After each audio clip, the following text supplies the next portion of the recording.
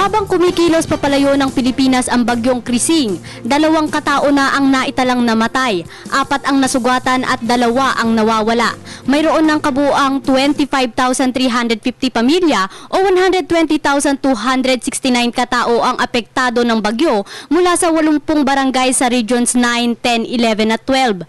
Nananatili pa rin ang mga 7 evacuation centers. Gayunman, may 7 kalsada at tulay na din ang apektado ng bagyo at naitala ang 3 landslide. Nagpahatid na rin ng mga tulong ang iba't ibang departamento ng gobyerno kabilang ang Philippine National Police na rumeresponde sa mga nabiktima, Department of Health na nagbigay ng mga gamot at tulong medikal, Department of Social and Welfare Development na nagpahatid ng mga pagkain at pangunahing pangangailangan ng mga biktima, Department of Public Works and Highways na nagsasaayos ng mga nasirang kalsada at tulay at marami pang iba. Patuloy pa din ang pagmomonitor ng NDRRMC sa mga biktima ng bagyo. Para sa Telebisyon ng Bayan, ako si Dina Pagibitan.